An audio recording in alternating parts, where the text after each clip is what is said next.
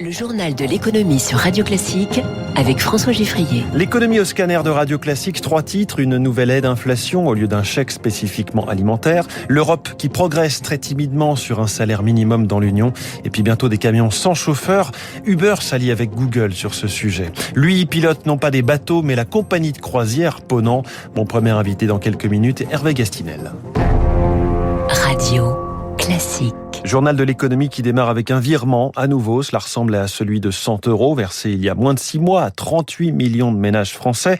Cette fois, on ne connaît ni le montant, ni le nombre de bénéficiaires, mais simplement, on sait que ce ne sera pas le fameux chèque alimentaire promis depuis la campagne présidentielle. Émilie Vallès. Selon plusieurs sources, cette aide d'inflation pourrait monter jusqu'à 150 €, mais plus question de le cibler sur l'alimentation et certains produits. Olivier Salomon, spécialiste de la distribution chez Alix Partners. Compte tenu du calendrier, vraisemblablement, on s'est retrouvé devant une difficulté de mise en œuvre assez importante. Le gouvernement a certainement voulu aller au plus simple. Il aurait fallu pouvoir identifier à chaque fois dans le panier quels sont les produits qui sont inclus dans le dispositif ou pas. Ça devient assez vite complexe. Pour autant, le gouvernement dit ne pas abandonner l'idée d'un chèque alimentaire ciblé qui pourrait intervenir dans un second temps, comme l'a précisé hier la Première ministre. Beaucoup attendent aussi cette disposition qui avait été proposée notamment par la Convention citoyenne pour le climat pour permettre à tous les Français d'accéder à des produits de qualité, des produits bio. Donc ça, c'est une réflexion à lancer. La FNSEA, principal syndicat agricole, plaide justement pour un chèque alimentaire pérenne pour les plus précaires,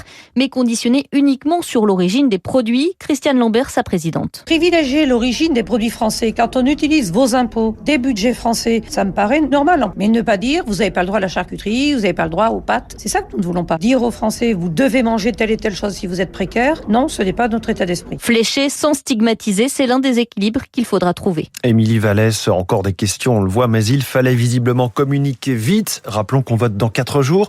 Les prix de l'essence mesurés par le ministère de la Transition écologique sont en moyenne à 2,10 € pour le samplon 95. C'est un record historique. 2,06 € pour le 95E10. Le diesel est à 1,96 € et tout cela malgré la ristourne de 15 à 18 centimes. Le social, il en sera question autour d'un déjeuner à l'Élysée vendredi. Emmanuel Macron invite les leaders des 5 syndicats représentatifs. Cela ressemble à un déjeuner de campagne, déclare Philippe Martinez de la CGT qui ne s'y rendra pas.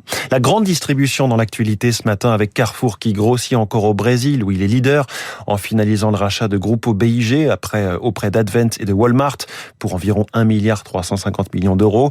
Casino de son côté voit pas moins de 5 candidats à la reprise de sa filiale Green Yellow qui produit des énergies renouvelables. Information des Échos ce matin. Bientôt la fin de la présidence française de l'Union européenne et voilà une nouvelle case cochée dans sa to-do list.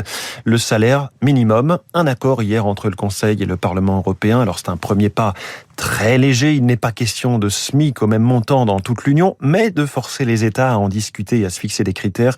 Une avancée tout de même selon Bertrand Martineau, spécialiste du marché du travail à l'Institut Montaigne. Il y a un certain nombre de pays qui n'avaient pas encore de salaire minimum et qui vont devoir s'y mettre. Ça va plutôt dans le bon sens parce que ça laisse des marges de manœuvre importantes aux pays européens. Je rappelle qu'entre la Bulgarie et le Luxembourg, par exemple, le PIB par tête est tellement disparate qu'on ne peut évidemment pas, ni de près ni de loin, fixer des salaires minima au même niveau, évidemment. Et donc, dans la mesure où il y a cette souplesse, ça oblige les pays à en discuter au niveau national, mais ça ne remet pas en cause, évidemment, les disparités de salaires qui correspondent aux disparités des productivités, en fait, des différents pays. Un accord aussi entre le Parlement européen et les États membres sur une plus grande parité femmes-hommes dans les conseils d'administration. Objectif 40% de femmes en 2026. C'est déjà, vous le savez, ce que prévoit la loi en France depuis 2017. L'Europe qui semble en revanche faire du surplace face au blocage du blé dans les ports ukrainiens. Aujourd'hui, c'est la Turquie qui entre dans le jeu et va pousser sa proposition de corridor maritime. La Turquie qui reçoit la visite du ministre russe des Affaires étrangères, Sergueï Lavrov. L'analyse de Jean-Jacques Hervé, ancien conseiller agricole à Kiev et à Moscou. La Turquie, elle est dans une position singulière de négociateur potentiel entre l'OTAN, l'Europe, l'Ukraine, la Russie, puisque l'Ukraine redoute que l'ouverture d'un couloir, ce soit une porte ouverte à la marine militaire russe, et les Russes redoutent que ce soit la possibilité de faire rentrer des armes contre les navires russes en mer Noire. Donc la Turquie, elle a sans doute aussi intérêt à participer à la sécurité de la sortie des blés de la mer Noire. Il est 6h43. Eux étaient ennemis jurés il n'y a pas si longtemps. Voilà qu'Uber et Google s'associent. Bonjour Éric Mauban. Bonjour François, bonjour à tous. Le leader mondial du VTC a de nouveau des ambitions dans les véhicules qui se conduisent tout seuls. Et oui, c'est une alliance de poids qui a été nouée hier entre Uber et Waymo, la filiale de véhicules autonomes de Google. L'objectif est d'unir les forces afin de développer aux États-Unis un réseau de transport de marchandises sans chauffeur. Les deux sociétés vont travailler ensemble afin de construire des applications et des infrastructures nécessaires. Des camions équipés de logiciels de navigation Waymo seront utilisés pour des longues distances sur le réseau d'Uber. Les chauffeurs ne se consacreront plus qu'à des livraisons de courte distance. Uber et Google sont convaincus que le prix élevé du carburant, la pénurie de main-d'œuvre et la hausse de la demande sont un environnement favorable à ce type de projet. Merci Eric Mauban. Uber qui a gagné 2,3% hier en bourse dans un Nasdaq qui a gagné 0,9%. Le Dow Jones a pris 0,8%. Le CAC 40 a baissé de 0,7%. Euronext a annoncé hier la création d'un nouvel indice en juillet. Euronext Tech Leaders qui va tenter de se comparer au Nasdaq. Une centaine de sociétés européennes y seront représentées, dont 41 fleurons de la French Tech.